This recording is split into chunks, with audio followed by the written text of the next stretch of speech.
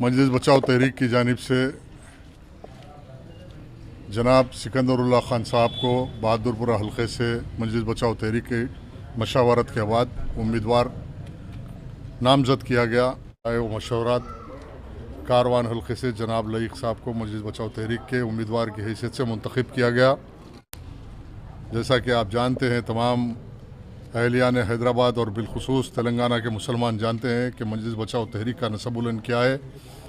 मरहूम अमानुल्लाह खान साहब की मिशन खिदमत, उसके पेश नज़र मैं यही कहूँगा कि दिगर सियासी जमातों के लिए ये इलेक्शन दौलत की जंग बन गया, हमारे लिए उसूलों की जंग है। किसी लिए इख्तिदार की जंग है, जमातों के दरमियान किसी उम्मीदवारों के दरमियान इख्तिदार हासिल करने की जंग है। तो हमारे लिए ये प्लेटफॉर्म मिल्लत मज़लूमा और मुसलमानों के मकासद को हासिल करने के लिए, एक मंजिल को, एक प्लेटफॉर्म को हासिल करने के लिए ये कोशिश की जा रही है। मैं अपने गुफ्तगू के तमीदी कहा कि हमारे लिए ये एक उसूलों की जंग है, नज़रिए की जंग है, ना कि कोई सियासी इख्तिदार हासिल करने की जंग है, ना कोई सरमायाकारी की जंग है। ये तमाम मुसलमान जानते हैं मजलिस बचाओ तहरीक के कायदीन और हमारी माजी, हमारी ज़िंदगी सब कौम और मिल्लत के सामने है। मरहूम अमानुल्लाह खान 25 साल MLA रहे और उनकी सारी ज़िंदगी मिल्लत के सामने है।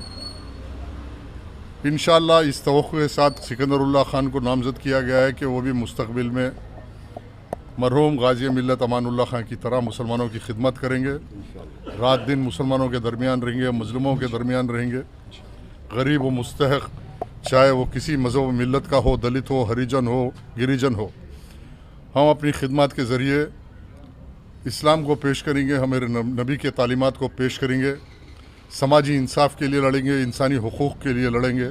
ये हमारा नज़रिया है। और मेरी अदबन गुजारिश है ज़िम्मेदारान मिल्लत से कि हल्का बहादुरपुरा करीब 90% मुसलमान रहते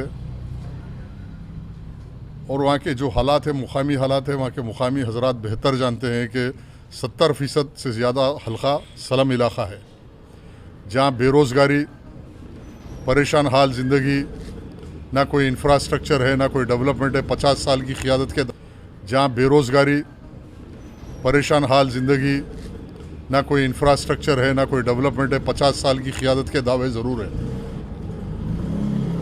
अब जो भी उम्मीदवार आएगा वो हमारे लिए कोई माने नहीं रखता।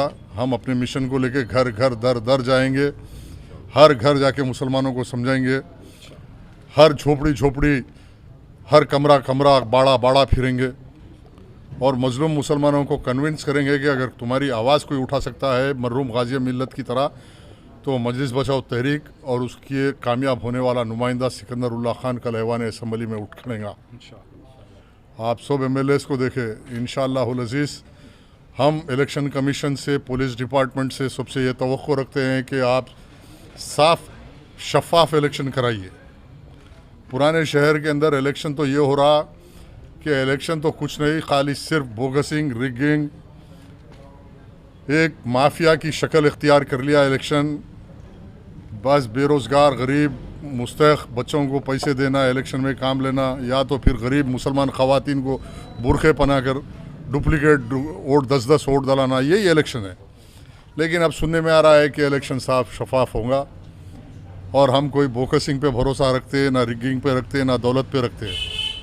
हम सिर्फ अपनी नेक नियति के साथ मैदान में उतरे हैं और अल्लाह पे भरोसा रखते हैं कि अल्लाह की मदद शामिल हाल रहेगी, अल्लाह हमारी मदद करेगा, मुसलमानों के क़ुलूब को फेरेगा।